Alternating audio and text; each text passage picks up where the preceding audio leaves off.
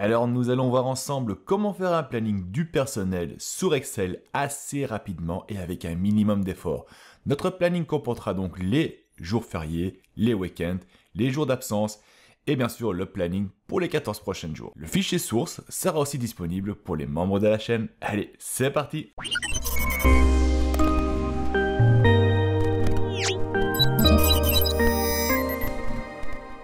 Alors pour commencer, j'ai créé deux tableaux que j'ai déjà pré-remplis pour gagner du temps. Donc on a un tableau qui comportera donc tous les jours fériés, tous les jours de vacances, et toutes les maladies et récup et tout ça qu'on va placer dans le tableau ici, qui s'appellera donc sur la page Day Off. La seule chose que je vais faire ici, c'est de nommer les champs de mon tableau. Donc je vais sélectionner la première colonne et là je vais tout simplement le renommer en personne. Je vais faire la même chose pour la date. Et la même chose pour le type de jour d'absence. Voilà, donc ces champs-là sont nommés. Ce sera plus facile à utiliser dans nos formules qu'on va utiliser sur notre page d'aperçu. Et je vais faire la même chose donc pour notre page d'horaire. Et désormais, on va tout simplement créer notre petit tableau. Alors ici, ce qu'on va voir, tout simplement dans la colonne C et dans la ligne 2, toute cette partie-là ici, on veut afficher tout simplement la date d'aujourd'hui plus 14 jours. Donc voilà ce qu'on veut faire apparaître ici. Donc comment on va faire ça? On va tout simplement utiliser la séquence, la fonction séquence qui donc simplement est égale à séquence. Combien de lignes on veut retourner? Une seule ligne. Combien de colonnes? 14. Si vous voulez retourner plus de 14 jours, vous pouvez le faire. Vous mettez 30, vous mettez 365 si vous voulez, vous mettez 20. Soit vous choisissez le nombre de jours que vous voulez retourner. Le début, on va utiliser tout simplement la fonction existante qui est aujourd'hui. Voici, on retourne la valeur d'aujourd'hui et on va à chaque fois l'incrémenter de 1 jour. Et là, ce qu'on va faire, on fait entrer et on voit que Excel a généré pour nous automatiquement nos dates en format chiffre, bien sûr. Nous allons changer ça. On va venir ici, on va changer le format, mettre en date courte et nous avons nos dates. Ce que je vais faire, je vais un peu réduire la taille. On va le mettre à 8, c'est bon. Et on va réduire aussi la taille de nos colonnes. Donc on sélectionne le tout, on fait un double clic entre les deux. Ainsi, on a réduit la taille de notre colonne. On va sélectionner encore une fois. On va bien aligner le tout. Et donc nous avons nos dates qui s'affichent. Ça veut dire que si demain je ouvre mon fichier, ça ne sera pas le 5 du 6, ce sera donc le 6 du 6. Et ainsi de suite. Désormais, ce que je veux, c'est afficher juste simplement au-dessus de mes dates le jour en lui-même. Donc comment est-ce que je fais ça? On va utiliser une fonction qui est égale à texte. Alors la texte va récupérer la valeur qui se trouve dans la cellule C2 juste en dessous. Le format qu'on veut retourner, c'est 3 fois J. Ainsi, on va voir le jour qui va s'afficher, donc avec les 3 lettres, donc on a le dim, et là on va seulement l'étirer donc vers la droite, et on a donc nos jours qui s'affichent. Donc ça, c'est déjà les dates qu'on a générées automatiquement pour nous, ce qui est génial, donc c'est quelque chose qu'on ne doit plus refaire. Et donc pour pouvoir vérifier si un jour ou une date est un jour ouvrable ou pas, nous allons simplement utiliser une fonction existante dans Excel qui tout simplement est égale à nombre de jours ouvrables. .tel. Alors la date de départ, on va vérifier la date qui est ici, donc le dimanche. Donc on va prendre le dimanche comme date de départ et aussi comme date de fin. Et on va voir si c'est un jour de week-end, oui ou non. Donc comment on fait ça? On va donc dire qu'il faut vérifier le C2. On va verrouiller la deuxième ligne, car on va l'étirer par la suite vers la droite. Et la date de fin, identique la même chose. On va prendre C$2, parce qu'on veut bloquer la ligne, bien sûr. Et là, on va devoir sélectionner le type de week-end. Dans notre exemple ici, je vais considérer que le week-end, c'est un samedi et le dimanche. Donc, si un des jours est samedi ou dimanche, on considère ceci comme un week-end. Si pour vous, le week-end n'est pas samedi ou dimanche, vous pouvez sélectionner d'autres options aussi, comme le dimanche, lundi, mardi, mercredi, ainsi de suite. Soit, si vous n'avez qu'un seul jour de repos par semaine, vous pouvez l'indiquer ici dedans, donc samedi uniquement, vendredi uniquement, ainsi de suite. Là, je vais prendre le 1, je vais le fermer et je vais faire entrer. Et là, on peut voir qu'il a retourné un nombre 0. Le nombre 0 veut simplement dire que ceci n'est pas un jour de travail. Si je vais le tirer vers la droite, on va voir que tout se remplit. Et tout ce qui contient donc un nombre 1 veut dire que c'est un jour de travail. Tout ce qui est un nombre 0, tout simplement, c'est un week-end. Et donc pour vous montrer ici, si je change le week-end, je dis que le week-end pour moi, ce n'est pas du samedi au dimanche, mais du dimanche au lundi. Donc je mets le 2, et je vais les tirer de nouveau vers la droite pour appliquer le changement partout. On peut voir que désormais notre week-end c'est le dimanche, lundi à chaque fois. Et que les autres jours, ce sont nos jours de travail. Maintenant, une petite astuce aussi, c'est que si vous ne retrouvez pas votre jour du week-end dans le tableau ici dedans, c'est pas un problème, on peut le customiser aussi. Donc ce que je peux faire, c'est le mettre en texte et dire quels sont les jours de travail et quels sont les jours de week-end, en indiquant des 0 pour les jours de travail et des 1 pour le jour de week-end. Ça veut dire que on va prétendre que le week-end pour nous c'est le mardi et le vendredi. Donc on va dire que lundi on travaille, mardi on ne travaille pas, mercredi on travaille, jeudi on travaille, vendredi on ne travaille pas, samedi, dimanche on ferme, on fait entrer, on va les tirer et là nous avons donc notre résultat. Donc tout ce qui est jour de travail, retenez bien, c'est le 1, donc dimanche on travaille, lundi on travaille, mardi c'est congé, on a notre week-end, mercredi on travaille, jeudi on travaille, vendredi on a le week-end aussi. Ça nous permet donc de customiser les jours de week-end. Mais nous, comme je l'avais dit, on va utiliser le samedi et le dimanche. Donc je vais tirer ça complètement. Voilà, on va remettre ça en place. Ça c'est la première partie de notre logique. La deuxième partie, c'est que voilà, on a donc les week-ends et les jours de travail. Mais j'aimerais bien y inclure aussi donc mes vacances, les récup, les jours maladie, ainsi de suite. Donc les jours qu'on ne travaille pas, je vais aussi les faire afficher en 0. Comment est-ce que je fais ça? On a un paramètre supplémentaire qui est donc les jours fériés, comme on peut indiquer ici dedans. Ça n'est pas besoin, on va pas uniquement utiliser pour mettre les jours fériés, on peut mettre les vacances et tout ça dedans aussi. Et donc je vais y ajouter un jour férié, donc on va dire que la date, donc le 2022, le 6 du 6, voilà, ceci sera un jour férié, et on va tout simplement étendre le tout vers la droite. Comme on peut voir, désormais il a considéré donc le 6 juin comme un jour férié, et donc l'a indiqué en 0. Donc ça, cela fonctionne. Donc ici on peut ajouter des paramètres supplémentaires qui nous permettent donc de définir aussi les jours fériés ou les jours de vacances. Et donc la date qui est ici, nous n'allons pas l'écrire manuellement, nous allons la faire générer automatiquement, donc une liste de dates selon la personne de la ligne à traiter. Donc comment est-ce qu'on va faire ça? Donc ça, je vais l'enlever pour l'instant. Et on va mettre donc ici, il veut dire que voilà, on veut voir les horaires de Daniel. Donc pour rappel, mes vacances sont ici dedans. Donc on voit, il y a le 6, le 7. Donc le 6 c'est un jour férié et le 7 c'est un jour de vacances que j'avais indiqué. Donc ça veut dire que celui-ci doit être un jour de férié et celui-ci doit être un jour de vacances. Et donc ça, on va devoir le générer. Et donc, vu qu'on doit récupérer une liste de dates, on n'a pas trop le choix. On va devoir utiliser donc la fonction filtre. La fonction filtre qui va donc demander quelles données est-ce qu'on va récupérer. On va récupérer les dates. Rappelez-vous, c'est le champ nommé qu'on a fait sur le tableau du day off. Qu'est-ce que ça doit inclure notre filtre? Tout simplement, il faut que la personne, donc notre champ nommé personne, soit égal à la valeur de la cellule, donc B3. On va verrouiller le B puisqu'on va l'étirer par la suite vers le bas. Et là, on va fermer et en faire entrer. Et là, normalement, donc si je vais l'étirer vers la droite, le code, on peut voir qu'on a aussi bien le lundi que le mardi qui est considéré comme un jour de vacances ou un jour de non-travail. Car rappelez-vous, comme on a vu ici, le 7 c'est le jour férié, le 6 pardon c'est le jour férié, et le 7 c'est un jour de vacances qui est bien repris ici dedans. Pour tester, je vais ajouter donc une nouvelle entrée. Donc je vais ajouter une nouvelle ligne. Et on va dire, voilà Daniel, et Daniel va prendre le 10 du 6. Voilà. Et là on va le mettre aussi en V pour jour vacances.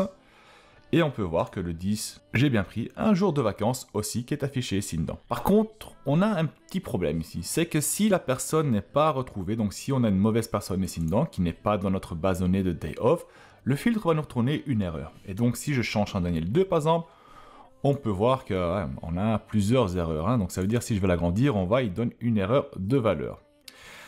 Cette erreur-là, c'est tout simplement parce que il ne retrouve pas, le filtre ne retrouve pas donc la personne Daniel 2 dans sa recherche et nous renvoie donc une erreur. Donc on va définir une valeur par défaut si le filtre ne retrouve aucune valeur. Alors la valeur par défaut qu'on va définir, on va définir une date où ce qu'on va jamais rentrer dedans en fait. Donc je vais choisir d'ajouter la date. Et quelle date je vais rentrer? Donc je vais faire date, voilà, l'année 1900, on va prendre le premier mois et le premier jour. On fait entrer, oui, j'ai oublié de fermer encore un, voilà. Et là, tout simplement, on va les tirer et on n'a plus le problème. Donc là, si on repart sur Daniel, on a bien les jours fériés qui s'affichent, on met quelqu'un qui n'existe pas, on n'a plus d'erreur et il y a bien la logique selon les week-ends qui s'appliquent. Alors désormais, ce qu'on veut faire, c'est tout simplement de faire afficher donc les plages horaires de la personne, donc de moi. Donc je veux voir que ici, chaque fois quand c'est 1, je veux voir quelle plage horaire j'ai travaillé. Si c'est 0, je veux pour l'instant rien afficher du tout. Donc je vais voir sur quelle plage horaire j'ai travaillé le mercredi, jeudi ici, lundi jusqu'au vendredi, la semaine d'après. Donc pour ça, on va venir ici. Ce qu'on va faire, on va agrandir un peu la colonne, ainsi on voit un peu mieux la formule que je vais mettre en place. Donc je vais vraiment bien agrandir, après je vais la mettre en place. Et là, ce que je vais faire, on va tout simplement ajouter une condition si. Donc si la valeur de notre recherche, donc si le jour de nombre ouvrable est égal à 1, ça veut dire que la valeur est vraie, alors, point virgule, on va aller rechercher le 5 juin de Daniel dans notre base de données de Shift qui contient donc la plage horaire à laquelle je dois travailler le 5 juin. Alors, comment est-ce qu'on va faire ça? La condition si, on va tout simplement ajouter la chose suivante. On va ajouter une autre fonction qui va nous permettre de récupérer ça, qui est simplement la recherche X que je vais utiliser. Vous pouvez utiliser d'autres fonctions de recherche aussi. Et donc, la valeur qu'on veut récupérer, c'est tout simplement donc la valeur qui se trouve ici en B3. Donc, je vais bloquer la cellule B. Je vais prendre la troisième ligne. Et la date qui se trouve en C2, donc je vais prendre C, je vais bloquer la deuxième ligne. Où est-ce qu'on veut récupérer cette information? Ça, là, on veut récupérer donc dans la personne Shift et dans la date Shift. Voilà, donc on va fermer. Le tableau à renvoyer, tout simplement, c'est le type. Non, c'est le shift, pardon. On va renvoyer le shift, donc aussi le plage nommé. Et si on ne trouve rien du tout, on va mettre une valeur vide. Et on veut une mode de correspondance exacte, donc on met 0. On va fermer notre recherche. Donc ça, c'est la valeur, elle est vraie. Si elle est fausse, pour l'instant, on va retourner le 0. On va fermer, on va faire entrer.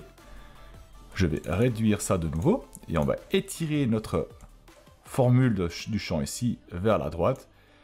Et on a donc nos plages horaires qui s'affichent.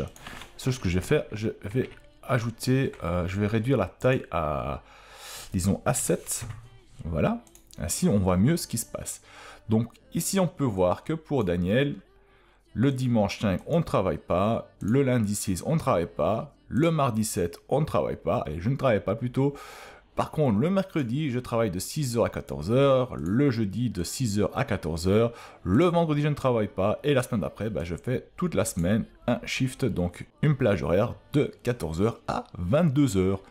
Donc on a été récupérer ces informations-là. Par contre, si la personne n'est pas retrouvée dans notre base de données des plages horaires, on va tout simplement rien du tout renvoyer. Donc là, on peut voir directement dans notre calendrier qu'il manque des informations et qu'on doit donc les complémenter dans notre tableau ici dedans. Donc voilà pour la plage horaire. Dorénavant, ce qu'on va faire, on va s'attaquer et on va travailler tout simplement donc pour afficher le type de jour d'absence qu'on a.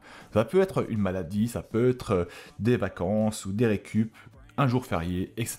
Et donc ça, je veux remplacer tous les petits zéros qui sont ici par la valeur qui se trouve donc dans day off ici par le type. Voilà par quoi je veux le remplacer. Par contre, si c'est un week-end, je veux pas qu'il m'affiche un 0, je veux qu'il m'affiche tout simplement WE, pour dire que ce soit le week-end. Et nous allons utiliser identique, la même chose qu'on a fait pour afficher la plage horaire. Donc je vais agrandir nouveau ma cellule, et on va continuer dessus. Et là, je fais tout simplement, donc au lieu du 0, qui est là, je vais la remplacer nouveau par une recherche X. La valeur à rechercher, c'est quoi? Et bien, identique la même chose, donc c'est la cellule donc $B3. Et la valeur donc de la cellule C2, donc C$2, vu qu'on veut bloquer la ligne. Où est-ce qu'on veut rechercher ces informations-là? Dans les personnes donc dans le champ nommé personne et date. La valeur à retourner, tout simplement, c'est le type. Voilà. Si la valeur n'est pas trouvée, là, on va retourner donc la lettre WE pour dire c'est le week-end. Et on veut une mode de correspondance exacte à 0. On va donc fermer notre filtre, notre recherche X. On va faire entrer. On va remettre correctement donc notre taille de notre cellule. Et donc, comme on peut voir, vu que c'est un week-end, il va afficher WE. On va l'étirer donc vers la droite pour tout prendre. Et là, on voit apparaître donc pour le lundi le jour férié et pour le mardi nos jours de vacances.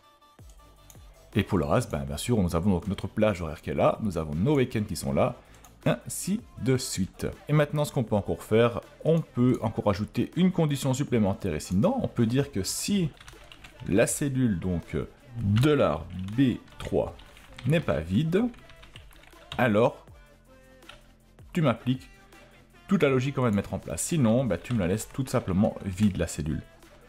Pour l'instant, on va pas de changement, on va l'étirer vers la droite. Voilà. Désormais, ce que je vais faire pour vous montrer, donc je vais fusionner vite fait ceci. Je vais faire est égal à formule texte. Ainsi, vous avez tout simplement la formule qui a été utilisée pour créer justement nos week-ends et nos plages de travail et nos jours de vacances. Et tout ce qu'il nous reste à faire, tout simplement, c'est de sélectionner donc notre ligne, définir combien de lignes on veut appliquer la même logique. Voilà, donc là, toutes ces lignes à ça, c'est avec la logique appliquée. On va ajouter quelques mises en forme conditionnelles, tout simplement. On va prendre une règle. Première règle, tout simplement, pour dire que voilà, si la cellule B3, donc uniquement la colonne 3, n'est pas vide, alors on va tout simplement mettre une bordure. Ok, voilà, donc ça c'est le cas. On va ajouter une nouvelle règle. On peut dire que, par exemple, si la cellule est égale à WE, donc ça veut dire c'est un week-end, on va tout simplement donc faire un remplissage en gris. On va prendre la police, on va mettre la même couleur aussi. Voilà, on fait OK. Donc nos week-ends sont devenus gris, super. On va ajouter une nouvelle règle. Voilà, donc à la limite pour faire gérer les règles, on va dupliquer celui-ci. On va simplement changer, donc je vais modifier WE par le F. Donc F c'était pour le jour férié. On va faire un remplissage en bleu comme ceci. Ici la même chose, donc on va essayer de récupérer le même bleu, il me semble que c'était ça. Oui. Ok, on fait appliquer. Donc désormais on a nos jours fériés qui deviennent en bleu. Et on va dupliquer à nouveau. Et cette fois-ci, on va faire pour les vacances, donc le V. Vous pouvez choisir le code que vous voulez, bien sûr. Et celui-là, je vais le mettre en vert. On va prendre plutôt ce vert-là. C'est moins agressif. Hop. Voilà. Ok, ok. On fait appliquer. Et on a donc nos jours de vacances qui s'affichent. Alors, pour afficher automatiquement les personnes qui ont une plage horaire, je vais utiliser notre fonction qui est simplement la fonction unique.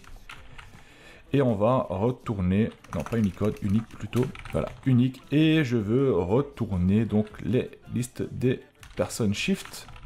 Et nous avons donc notre plage horaire qui est donc créée automatiquement pour nous. Alors, ce qu'on peut faire, encore, on peut verrouiller notre page, on peut la protéger, on va décocher, on va pas permettre de faire une sélection dans notre document.